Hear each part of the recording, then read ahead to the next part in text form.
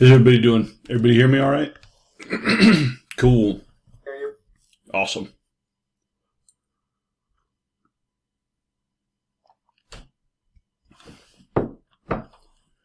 All right, we've got folks trickling in. One thing I realized when I was getting things, I ended up skipping a lecture.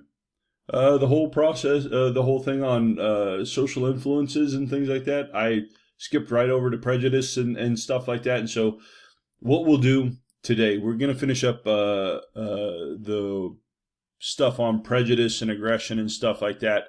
And then we're going to go through and kick back onto the social thinking and influence slides today. So just so you know where I'm headed, I accidentally skipped over a whole deck of slides. So if things are out of order, that's what's going on with this.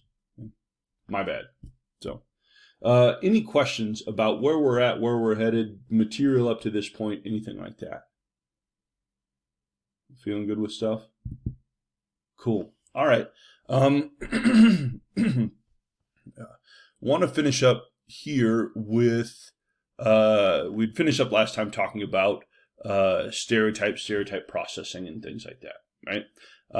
Any questions on Devine's series of studies, what these investigators did to look at some of the implicit priming of stereotypes and the impact that has on behavior? Feeling all right with this? Okay, cool. Want to finish up real quick, just talking a little bit about aggression. You could have a whole class focused just on aggression. We're just going to hit just a couple of high points. If we're thinking about aggression and aggressive behavior, how we go through and account for that, and even how we go through and start to define aggression, right? If I took everybody here right now and took you out to like an elementary school playground and had you watch and just observe and say, I want you to make a check mark for every instance of aggression that you see out on the playground. Probably what I would find is very, very different tallies across different individuals, different raters, because like most things that we've talked about up to this point, aggression is a hard thing to define, right? For our general purposes, we're going to talk about regression as some behavior, any behavior intended to cause physical or psychological or physical harm, right? And so when we get into aggression research, there's different types of aggression. Like most of the time when we think about aggression, it's me sort of going through and sort of picking a fight or sort of some sort of physical aggression type of thing. But there are other types of aggression going out, like relational aggression, different types of intimidation and stalking and things along those lines that all sort of roll into this overarching umbrella of aggression. And what we know is that there is a strong genetic and biological influence on aggression, right? We've got genetics. Aggression, a big chunk of aggression is attributable to heritability. If I have parents, family who are just tend to have higher levels of aggression, my level of aggression is likely to be higher just because there's a strong genetic component to this. We also see hormones playing a role, right? This whole idea of roid rage, right? Aggression is linked to testosterone and sort of different hormones and things along those lines. And so we do see some hormonal influences on aggressive behavior. And then alcohol substances, okay? This is primarily a function of decreased inhibition. Kind of the same reason we see high rates or high rates of alcohol substance use or intoxication in suicide attempts and completed suicides. If I'm on alcohol substances, that executive functioning, that behavioral inhibition is reduced. I'm much more likely to engage in impulsive behaviors and things like that, right? So these are some biological influences that we see on aggression. Also, lots and lots of environmental influences, okay? We see social learning from families. If I'm in a home where if I have a conflict with somebody and we fix that conflict with some sort of physical altercation, the likelihood of me going through and sort of getting in fights in other areas or using aggression in some other areas starts to increase fairly dramatically, right? If I grew up in a home where no one ever put any hands on anybody else, right, or grew up in a community where no one ever got a fight, I've never actually seen a fight. If I have a conflict with someone, punching them in the eye isn't even in my repertoire of things to do. It's not even an option, right? But if I grew up in a community where this is how we go through and address things, then it might even be the first thing, right? If I have a conflict with somebody, this is how we resolve it, right? So big social learning from family. We see this also individuals who grow up in homes where they've been exposed to domestic abuse, much more likely to engage in domestic abuse with future partners than those who were raised in homes where there wasn't domestic abuse going on, right? So lots of modeling stuff going on here. Peers, right?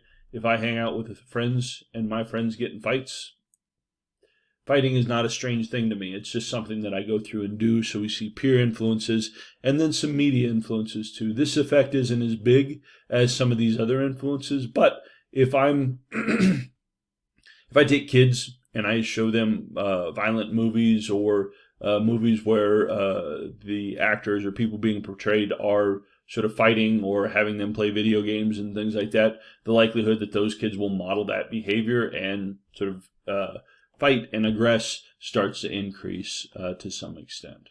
Okay, so lots and lots of influences on different things contributing to aggression. And so the question is then, how do we account for this? What are the major factors that go through and start to account for our aggressive behavior? Now, I want to take you through some quick psych statistics. When we go through and we look at research, we've got something we call an effect size. An effect size just kind of tells us how big or how much of a contributor something is to something else. Okay, you don't have to know all this. Don't worry about memorizing this. This is just for context. But if we would have something that we would qualify as generally a small effect, this is going to be associated with an R coefficient of 1. Okay, so a small effect, just as an example, would be something that would be similar to the height difference in 15 and 16-year-old girls. 16-year-old girls are going to be a little bit taller than 15-year-old women, but it's going to be pretty subtle, right? We're probably not going to be able to sort of visually see it. If we get into a median effect, this is an R coefficient of 3, or 0.3, excuse me. This is going to be the difference in height between 14 and 18-year-old women, okay? This is going to be something that's sort of a difference that's observable, something that we would notice. So something that we can sort of maybe detect, just sort of, we don't have to study it, you can just kind of see it, it's fairly obvious. Large effect, this would be the difference in height, and again, as an example, between 13 and 18-year-old women. All right, so we've got women who are sort of early on or sort of maybe not yet hit puberty versus women who are sort of young adults, right? This is a large effect. This is a very sort of big difference, big obvious difference, okay? So you don't have to worry about memorizing these numbers or sort of the height of women between different ages and things like that. This is just kind of trying to give you a sense for what we're talking about in terms of small, medium, large effects, okay? In something that we could all probably see and identify as an example. So if we're using this and looking at influences on aggression, heritability is huge, okay? This is associated with an effect size of about 0.7, so we've exceeded a large effect. So when we're trying to understand the differences in aggressive behavior across individuals, right? If I were to poll all of you, okay, and we were to go to everybody in this class, there's about 130 people in the class, we would see differences in the level of aggressive, sort of tendency towards aggression across everybody in the class, right? And we would say that sort of your genetics, your family, sort of just genes are accounting for at least half of the variability or half of the differences that we're seeing across people. Okay? Environment is also a big contributor. Okay, this is associated with battle large effect, right? So in between heritability or the genetics and in the communities, the environment that you were raised in, going to see a big piece there, right? Then we get into things like video games, right? Video games is always in sort of music and violent TV and things like that is always something that, when we see a shocking act of aggression, right? People say, oh, well, this person is playing violent video games or sort of doing X, Y, and Z. It's not there. It's just a it's a smaller effect relative to sort of these bigger types of things. Okay. So again, in the types of aggression that we see influenced by video games tend to be they're aggressive acts, but they tend to be not severe sort of types of things. Okay. And so if we're looking at this stuff, sort of the question is can we use this type of thing to predict mass violence, right? Anytime we see some sort of shocking public shooting or something like that, right? The question is, well, how do we understand this? How do we account for it? And it's very, very hard, right? These are things that happen on a very, very infrequent scale. They're more frequent than they should be, but statistically are incredibly, incredibly rare. Very, very difficult to account and predict. So even though we've got a lot of information about aggression and the types of things that contribute to aggression, being able to go through and predict whether any one individual is going to be aggressive is very hard based on this stuff, right? I can't poll any one of you and sort of take a look at your preferred music, sort of your music preferences, what types of movies you want to watch, what type of video games you want, and be able to say, oh yeah, this person is a danger to other people or things along these lines. What? Did someone have a question? Oh, okay. So anytime we're looking through sort of media reports and trying to make sense that people are trying to understand this stuff, we'll want to be very careful about sort of giving too much credence to this idea that oh, this person listened to the wrong type of music or was exposed to violent video games, and that's what caused them or pushed them to do something, okay? Best predictor of that type of behavior is going to be past examples of behavior or threats and things along these lines. This is why, from a clinical standpoint and from like an educational standpoint, always taking this stuff very seriously. If someone says something that they're going to do, particularly have a history of violence, that's the type of stuff that we tend to key in on in terms of assessing threat. Questions about this? Yeah, I have a quick question. Yeah. So I guess this is kind of about like environment and stuff as well, but it's like, I guess my question is, if people are aggressive in one area, does that make them less aggressive in other areas, or is that not really how it is? Like, is there anything cathartic about? Yeah. Yep. Colin, that's a great question, because that's a theory, like a classic theory of aggression, right? Like what I'm going to do is if I can get my aggression out in this area, it's going to reduce my aggression other places. Kind of like this hydraulic system of things, right? The opposite, right? If we see people aggressing in one area, we tend to see in general increases in aggression in other areas. It's a behavior that generalizes, and people in general, if we allow people to go through and engage in aggressive behavior, doesn't actually reduce aggression. At best, it kind of keeps it kind of where it's at, right? And so from a intervention standpoint, from a psychological standpoint, much better evidence that going through and let's say, okay, Colin, I'm working with you and let's say I'm your therapist and you have anger issues. And I say, okay, Colin, when you're mad, you just go into your room. When you're mad at your roommates, you go into your room and you just punch a pillow or a wall or hit something like that. Get that aggression out. It's not what's going to happen. Generally, what we'll see is just modeling aggressive behavior and sort of taking your attention away from more arguably adaptive ways of coping with some of those feelings. And so, yeah, that's a big kind of classic theory, kind of a pop theory, like, oh, this thing is going to be cathartic for me. Data doesn't prove that out. Good. That's an amazing question. Yeah. Other questions? So all of these effects, they're not constant, are they? Because isn't violence pretty like random and situation based? Yeah. So, and that's the thing, Vance. This is another great point, right? When we're looking at these types of heritability or and sort of these different influences, remember that these are group-based things. So, if I try and understand variability and aggression across you all in this class, right, I would expect that about half of the variability or half of the differences that we're seeing of people is attributable to genes, about a quarter of it attributable to environment, and sort of the other 25% due to other stuff. But predicting violence or aggressive behavior, if we're talking about aggression as physical violence in any given situation, is very, very difficult. A lot of contextual factors, a lot of sort of state level things going on.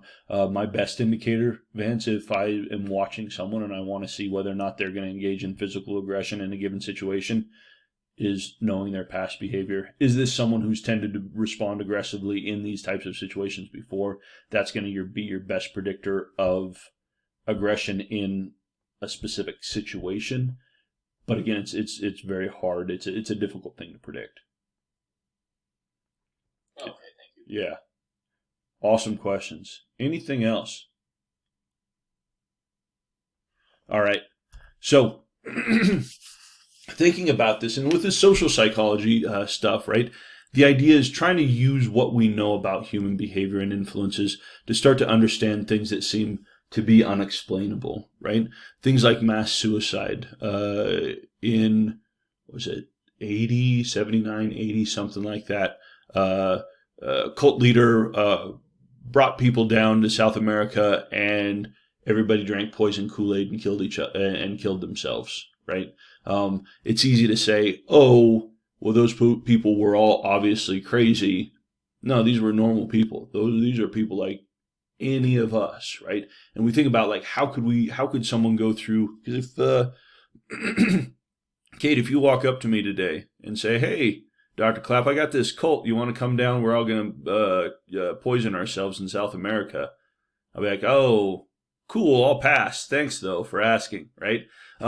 But that's not how this stuff goes, right? So we start to get into this in-group, out-group dynamic. If I'm sort of feeling isolated and I can establish an in-group with a number of people, that in-group, out-group stuff starts to become really, really powerful. Same thing.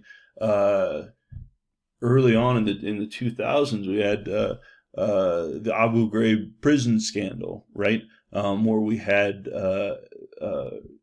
allegations of abuse, torture, homicide in detention centers in the Middle East, right? Thinking about, well, how would people do that? Again, that in-group, out-group, some of these prejudice and stereotype things start to come in, help us understand how people could start to get pushed into some things, right? Hazing rituals. Thinking about anybody here part of university band in the sort of marching band, anything like that? Any band folks out here? No? Okay. Well, not a group of individuals we typically associate with high levels of aggression, right? And again, the stereotypes, right? But seeing within these hazing rituals, right? People starting to exacerbate behavior, engage in shocking acts of aggression when we might not otherwise expect those, right? So using some of these principles to start to understand this behavior that seems shocking and stuff that we would say, oh, I would never do that, or I would never be involved with that. The people who are doing that must be morally deficient or something along those lines. No, they're just human beings, right? Something that we're all capable of doing. Well, would probably guess that any of us could be drawn into this given the right circumstances and sort of originating factors. Okay. So I want to talk a little bit more about this, and again, usually getting this slides in, talking about this first, kind of flip things around. But when we start to think about some of these things, how are behavior is influenced by our social situations when we think about our behavior, right? Generally, we're thinking about in explaining our behavior and explaining the behavior of other people, we say, oh, well, I do things because I choose to do them, right? I elect to do this. I make this choice versus that choice. And this is the reason my free will and others' free will are why they go through and do things, which is true to some extent. But the whole area of social psychology starts to look at the impact of the situation on my behavior. And it doesn't take too much for me to start to set up scenarios where people will start to act in ways that are pretty shocking without me having to do too much to set up this sort of the external stuff. Okay. So if we're thinking about attitude, influences on attitudes and beliefs, one thing, a big concept in social psychology is something called the fundamental attribution error. Okay. Fundamental attribution error refers to our tendency to underestimate the impact of situations when we're evaluating the behavior of other people, and overestimate the influence of dispositional factors. Okay, so again, if I'm Brooke, you're always there on video. If I'm watching you, Brooke, and I'm watching your behavior, and I see you do something that may be ambiguously sort of not great behavior, right? My tendency is to go through and explain your behavior. If I'm the outside person, I'm underestimating contextual effects, environmental effects, and overestimating your own sort of personal qualities in determining your behavior, right? So if I see you speeding down Grand, right? I'm sort of trying to cross Grand, right? And I see Brooke speed by at 40 miles an hour, right? What I'm likely to do is say, that's Brooke. She's thoughtless. She's careless. She could endanger somebody else. Brooke doesn't care about anybody but herself. She's a reckless person, right? Those are all features of you, right? What I don't do is maybe think about the contextual factors and the fact that you may be having an emergency or going to help somebody or some other type of thing, right?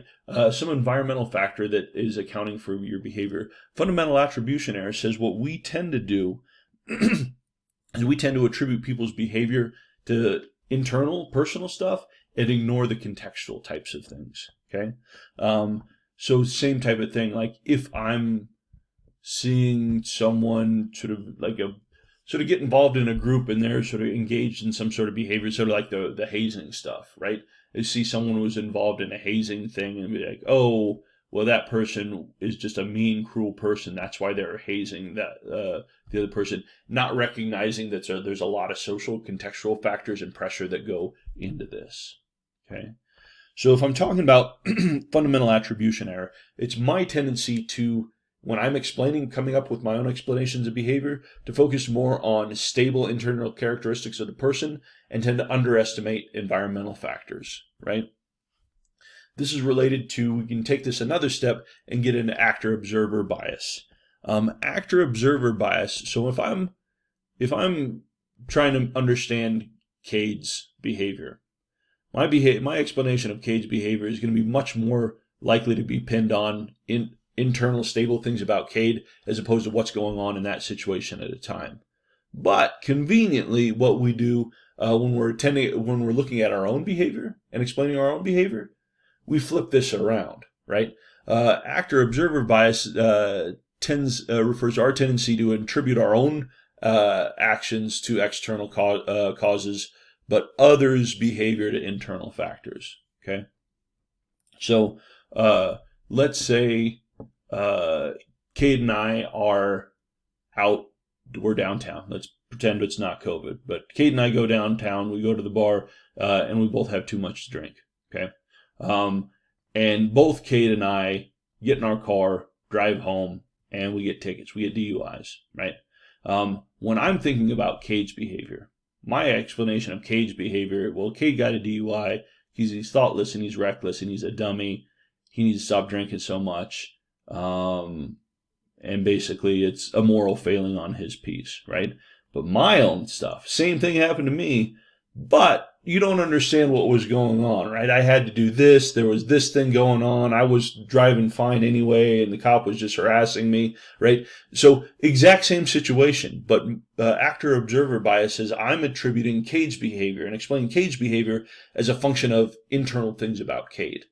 When the same thing happens to me, I'm like, oh, wait, there's context. There's context. This is the thing. I was forced to do this thing, right? And it's not so much about me. I didn't want to do it, but there's just stuff going on, right?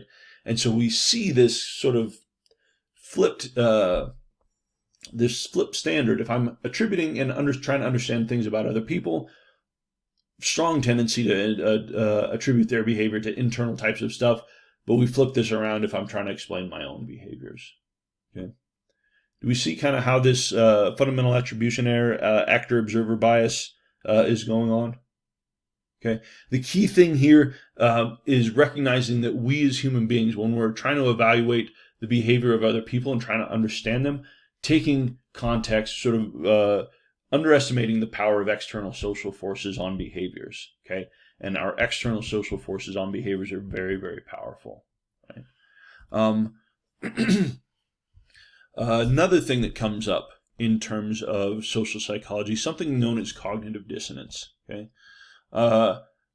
cognitive dissonance, and this is a complicated thing, and it's something that people struggle with to understand. But thinking about cognitive dissonance is our tendency to modify or change our attitudes, beliefs, or modify our attitudes when our beliefs or values are inconsistent with our actions. Okay. What we tend to do in situations, if I have some existing sort of belief or some sort of opinion, belief, value, something like that, but I then engage in some behavior that's inconsistent with that belief or value. What we see within cognitive dissonance theory is a much greater likelihood, or an increased likelihood of me starting to adjust my beliefs, as opposed to sort of identifying that my behavior was inconsistent with my beliefs. So, I mean, what we don't like as human beings, we don't like inconsistencies. We don't like hypocrisy. We don't like it when our behaviors don't line up with some sort of stated belief, right?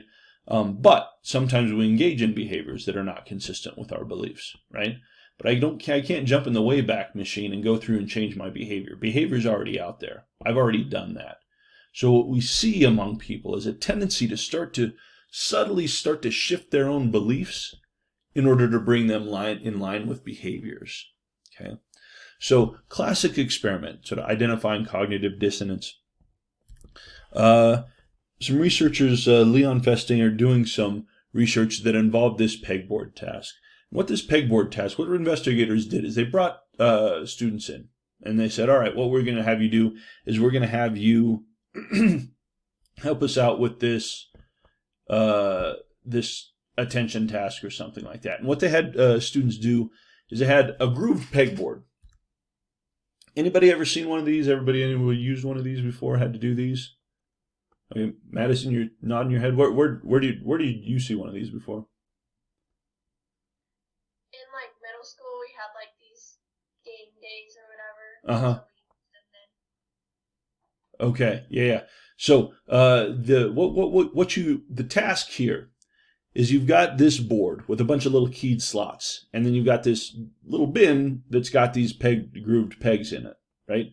And the idea is, with one hand, you pick up the peg, rotate it so that it fits in the hole, and put it in the key. Okay? And so Madison, is this a fun thing to do? No, it's pretty tedious, right? And it's hard, and you're sort of trying to sort of screw your arm around to get it put in.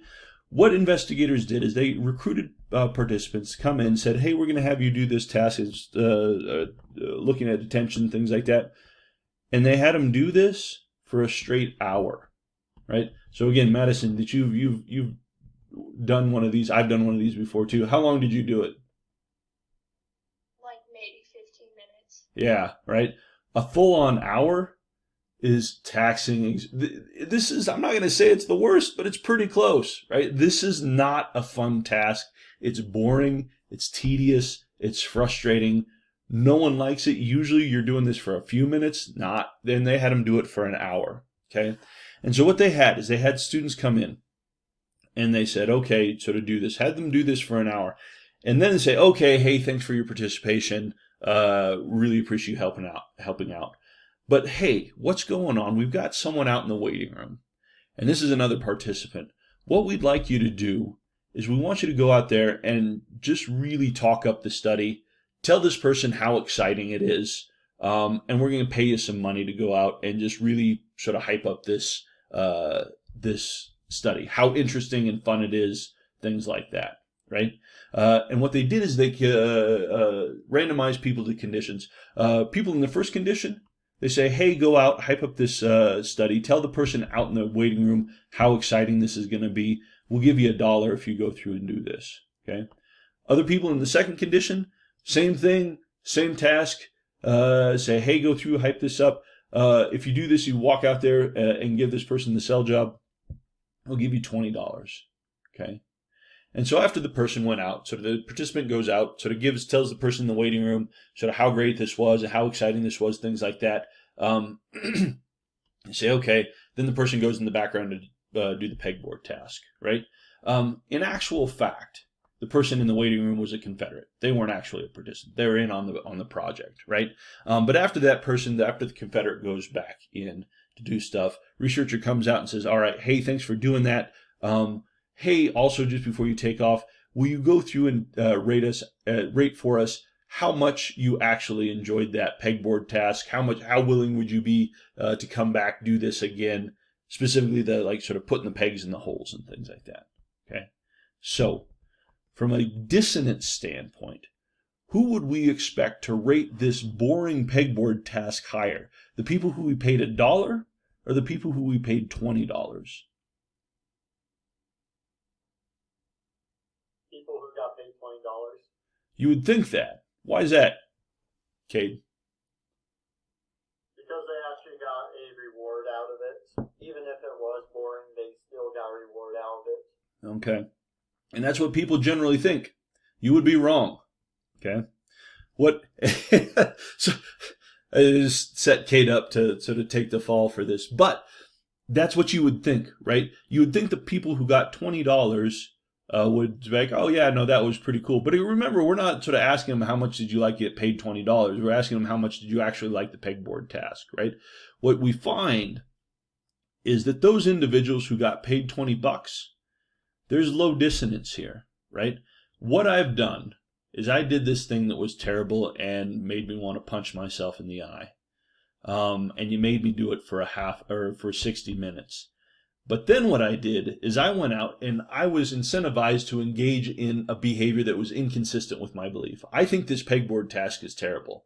But I went out and told this poor fool in the waiting room how great it was going to be and how fantastic it was going to be, right?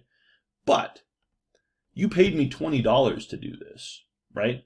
So I know why I engaged in that behavior, right? And so for people who got paid $20, from a dissonance theory, we would say there's low dissonance there, right? Yeah, I acted in a way that was inconsistent with my belief, but I know why I did it. I got paid $20, okay? And so what we see in the low dissonance condition is these folks still rate that task as very boring. They're like, that was terrible. That pegboard task was no good. But the high dissonance group, okay, the people who we only paid $1, right? These are still people who went out and sort of gave this person who they thought was an actual participant sort of the sales pitch on how great and exciting this task was, right? But we only paid them $1. And so what we've got is we've generated a behavior that's inconsistent with my actual beliefs. But I don't have much if my price is $1, that's a sad situation for me, right? And so as a consequence of that, when we ask people, hey, how much did you actually like that pegboard task? What we find is people systematically rate this task as more interesting, and people rating this as more likely to come back and do it. because from a standpoint of dissonance theory, what we've done is we've created a discrepancy. For the $20 task, yeah, that thing was terrible, but you paid me $20 to go tell that person that was great, and so I'm fine. There's no dissonance there. I know why I get engaged in this behavior. For the $1 condition, though, it's hard for me to justify sort of going against sort of my beliefs, behaving against my beliefs for only $1, right? And so from a dissonance theory, finding that individuals who were only paid $1 rated that task, I mean, they didn't say it was my favorite thing to do, but rated it higher than the folks who were in the low dissonance task. Low dissonance task, for people they just had to go through and rate the rating of the pegboard task just without sort of the convincing piece, they also rated it about the same level as this low dissonance thing. So again, these are the ways, sort of from an experimental standpoint, where we start to go through and manipulate this. Okay, another example, and this is so same type of situation, but the same sort of type of generating discrepancies. Different study, and again, this was a Festinger study, having college women volunteer for a study that was marketed to them as volunteering for a series of discussions on sexuality. Okay, so got women to come in, and so the purpose of the study was to talk about sort of topics on sexuality. Okay, and so what they did is when women came in, they said, okay, well, what we need to do, we need to make sure that you're mature enough to handle this study, right? And so in order to make sure that you're mature enough, we want you to go through and do something for us. And what they did is they randomized participants into two different groups. In the one group was asked to, in front of like a panel of professors, well, I don't know if it was professors, a panel of some people, required to take this, what they would say, a test to determine whether they were mature enough to handle the material. And the individuals in the one condition were asked to read aloud very, very sexually explicit passages and words in front of this panel to determine whether or not you were mature enough to do this. Okay. Other condition, same thing, said, well, you need to take this test to determine whether or not you're mature enough to do this. Other group had just mild material that was vaguely sexual in nature that they had to go through and read in front of the group. Okay, so after they do this, and they tell everybody, okay, yep, good thing you passed, you're mature enough to go through and handle this study.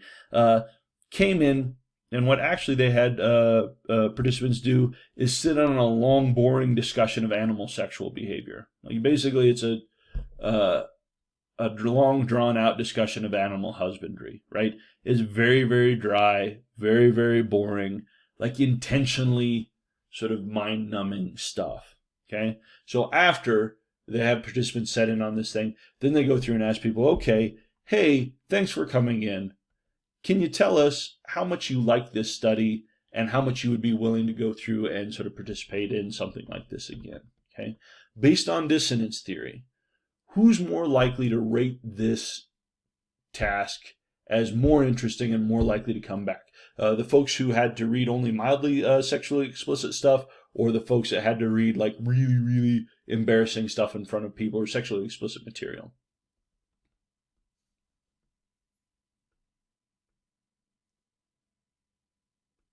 The explicit material? Yeah, exactly, Jonathan, and why?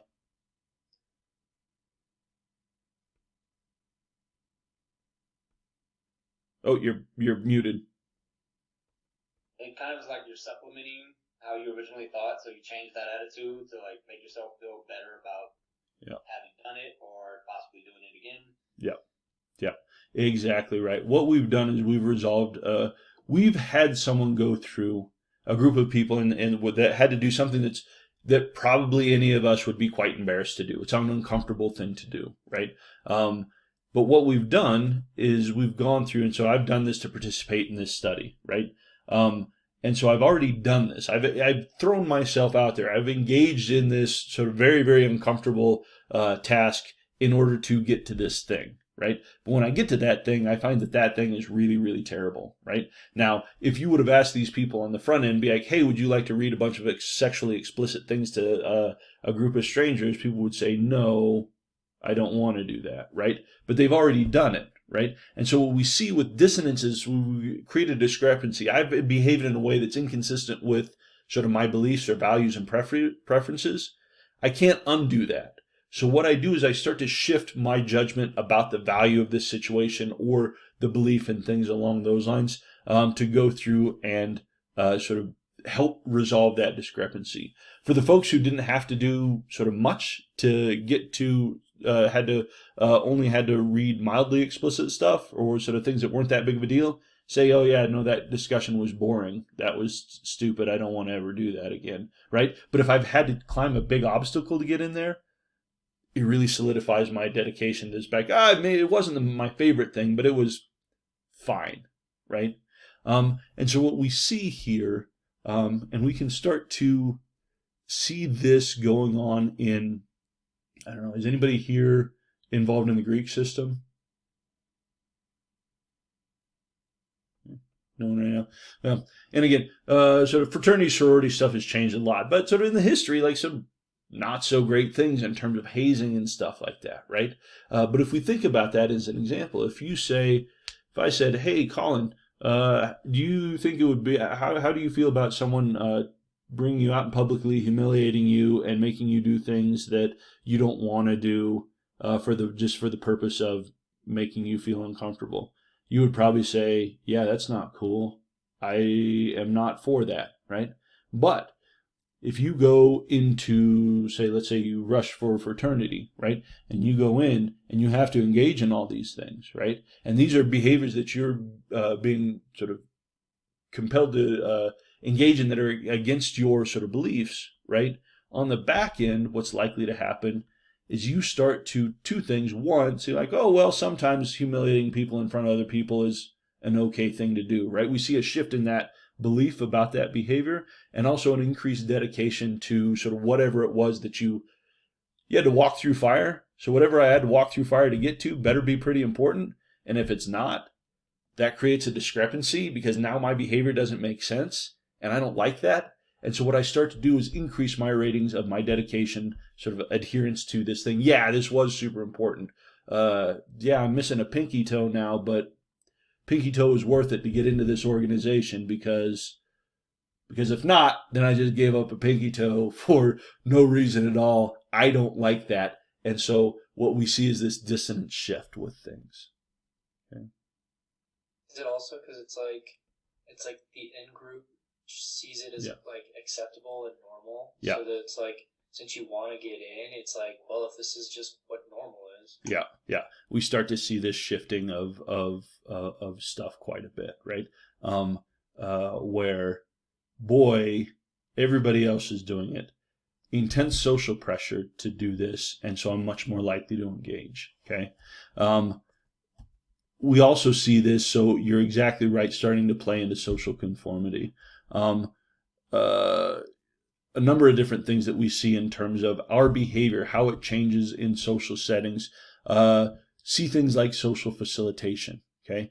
What we tend to see in public settings is an increased intensity of behavior, okay? Any student athletes in here right now? Okay, Zoe's there. All right, Zoe says, yep. Thinking about this, we're looking at athletics, when do we tend to see sort of highest performance? When are people breaking records? Is it in competition or in practice? Generally, it's in competition, right? What we're seeing is people engage. If there's an audience, if I'm sort of in if people are looking at me, what I'm doing is we start to see increased behavior, highest performing behavior in these settings, which again is sort of this sort of social facilitation effect. We also see it again in eating. Okay, now for those of you who are freshmen, right? If you're living in the dorms, what would typically happen in a typical semester when we're not fighting a pandemic is you'd be living in the dorms. You've got Washaki, where you've got kind of cafeteria style food setting and stuff like that. What we see is people tend to eat more and sort of consume more calories in a public sort of cafeteria like setting. If other people are around me and other people are eating, what I do is that tends to increase my eating relative to if I'm just sort of in a smaller group or sort of by myself or things along these lines. Now, not all the time, but on average, we see this social facilitation effect in sort of food consumption. If I'm at a buffet and there's a lot of it and a lot of people are picking out, I'm going to pig out too, right? And sort of eat more maybe than would be comfortable. Or maybe that's just me, maybe not you, but I fall for it every time, okay? So we're seeing social facilitation. We're also seeing group polarization. What we see is strengthening of beliefs when I'm exposed to like-minded people, okay? We see this with racial prejudice. We've gone through and sort of, if we take, and there's been studies, if I go through and I recruit individuals who are very, very high in prejudice against a certain group and individuals who are very, very low in prejudice within a certain group, what I do is I put those individuals together. The high prejudice group comes together, the low prejudice group comes together, and I say, hey, talk about how you feel about this group of people, right? What do we get on the outcome? After we finish up, these people who are high in prejudice, after they get together and talk about prejudice stuff, are even higher in prejudice. Those people who are low in prejudice, they get together and talk about sort of prejudice issues even lower than they were to start, right? So what we do is when we go through and we start to talk with and interact with folks who are similarly minded, we start to see sort of solidification of beliefs and intensification of beliefs through this group polarization. And again, we see this in news and politics, very salient right now, right? Where if I'm in this closed circuit where I'm just hearing things from people who think like me, I like it. It makes me feel good. And what it does is it strengthens my dedication to this in-group stuff, right? But what it does is it starts to make me a little bit rigid to sort of alternative explanations, alternative ways of looking at things. But we see group polarization being a very, very strong impact. Also seeing things like groupthink. Okay, groupthink is interesting. And you, I don't know, who here likes group work in your classes? No, most people don't, right? Like this is from a didactic thing, right? Like everybody, like sort of our push is always to sort of have you all do things in groups and group work, but no one likes many people. I didn't like group work either, right? But what you can see with these types of things, right? And you've probably all seen it, right? Everybody gets in a group, and maybe there's someone who has maybe a little more status for one reason or the other. And that person maybe comes up with a lame idea, something that's not good, right? What tends to happen, particularly if that person is someone of status, is people will say, oh, yeah, no, I think that's a good idea. Sure, we could do that, right? And sort of pretty soon we go through and we end up with a product that's garbage that anybody from the outside would have said, yeah, that's a dumb idea, right? But through this process of groupthink, we go through and sort of end up in sort of just everybody kind of acquiesces and then starts to start back, oh, no, that could work into something that ends up being a relatively terrible product, okay? And so we can see this in low stakes, relatively low stakes stuff in sort of classroom work, but we can see this on higher levels too, right? Any history buffs know what Bay of Pigs invasion was about? Ish. Sort of. Okay. Yeah, Vance, can you give me a quick breakdown on this? What happened?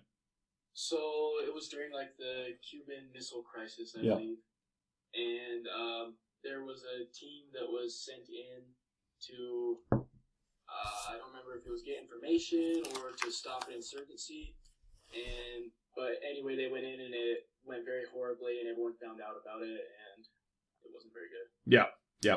Exactly. You got kind of the main points there, right? So during the other thing was that the American soldiers that were sent in were convinced that the Cuban soldiers were going to help them, but when they got there, they found out that they weren't going to help them. Yeah. So they sent them in thinking that they had, I guess, a bigger group than they did. Yeah. So this was during Cold War, right? During Cuban Missile Crisis types of stuff. And what we had is Cuban exiles from the Castro regime. And what the CIA did is they're like, okay, what we're going to do is we're going to take, so it wasn't U.S. soldiers, it was Cuban exiles. And what we're going to do is we're going to train, CIA is going to train up these Cuban exiles to go in and overthrow the government in Cuba. Okay? So what they did is, and again, within a groupthink, within the government, higher sort of government intelligence, people ended up convincing themselves that what we're going to do is we're going to get this small band of Cuban exiles. We're going to train them. We're going to transport them back over to Cuba. They're going to hit the shores. Cuban people are going to come over, sort of join them, going to overthrow the government, and then sort of the small communist country off our border is going to flip over to democracy. It's going to be sort of, this is perfect, right? What happened is as soon as they showed up, Cuban army went through, captured them. No one came to help them. And they were either killed or ransomed back to the U.S. Like we had to sort of pay to get the folks back, right? Huge black eye, right? It was a botched thing. It was poorly conceived from the beginning, right? But when you go through and look through historical documentation on the backside, you're like, yeah, that was a dumb idea. Like, what in God's name made you think that that would ever going to work, right? But when you go back through and take a look at documentation, right, you have people who are very high status, very important politically, saying, oh, hey, this is what we're going to do, right? And even if I don't think that's a good idea, I don't want to stick my neck out and be like, oh, yeah, no, could be a thing that could happen. Sure, let's do that, right? And so what we see is this intense social pressure to go through and go along with the group and to not make waves, and for some good reasons, but some of it's just hardwired into us not wanting to sort of go against the group. Okay? So what we'll do is we'll stop there. We've actually got a lot left to do. So what we'll do on Monday is we'll go through and someone just said hindsight bias. Yeah, hindsight bias plays into sort of the Bay of Pigs thing a little bit. So thinking about like after we know what's going to happen, sort of is that like, oh yeah, we should have known. There is a lot of that goes into, but from people who do sort of take a look at a historical count, they'll say even at the time it should have been pretty obvious that this was probably not going to work out for folks. So yeah, thanks, Olivia. That's a good. Or sorry, yes, that was a thing to go through and consider too. So that all works in. Okay, but other thing too in terms of where we're headed, we'll go through and we'll get as far as we can through this material. If we don't get into that last set of lectures, or the last set of lectures, the pro-social stuff, then we just won't worry about it for lecture stuff. But do make sure that you go through and read the chapters, because the assigned modules will still be on the thing, even if we don't sort of actually get to it in class. So make sure that you go through, take a look at that. Otherwise, have a great weekend. Stay healthy, stay safe. And we'll catch you on Monday. Okay. All right.